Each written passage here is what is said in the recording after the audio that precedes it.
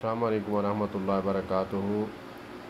جب میں مسلکی تعصب میں گرفتار تھا، تعصب کی پٹی پہنی ہوئی تھی، تو میں چند گزارشات کرنا چاہتا ہوں۔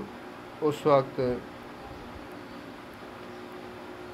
دیوبندیوں کو بریلویوں کو میں کہتا تھا کہ آپ کہتے ہیں فقہ جو ہے قرآن و سنت کا نچوڑ ہے، تو پھر اسی طرح ہے کہ جیسے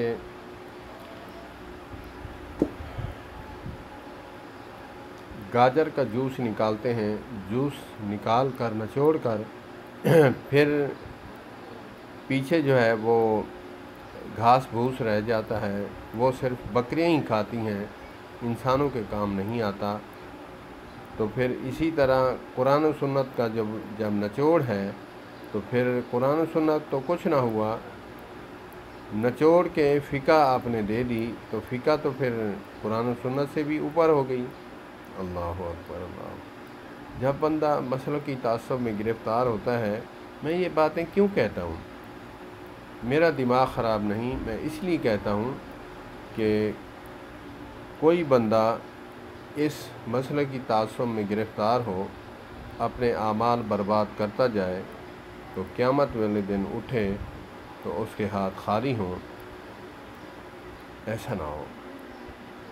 تو اس پر بات یہ ہے کہ حدیث پاک ہے، میں اس سے تھوڑا ملا کر موازنہ کروں گا کہ نبی پاک صلی اللہ علیہ وآلہ وسلم کی حدیث پاک ہے، الدعاء مخ العبادہ، دعا جو ہے عبادت کا مخز ہے۔ تو پھر یہاں حدیث پاک پر بھی اعتراض ہوگا کہ جو عبادت ہے، دعا جو ہے وہ عبادت کا مخز ہے، جب ہم مخز نکال لیتے ہیں تو پھر پیچھے تو چھلکا رہ جاتا ہے، عبادت پھر چھلکا ہوئی، اور جو دعا ہے پھر مخز ہوا۔ اور جہاں جواب ہوگا مثبت انداز سے یہاں پر، وہاں بھی وہی جواب ہوگا۔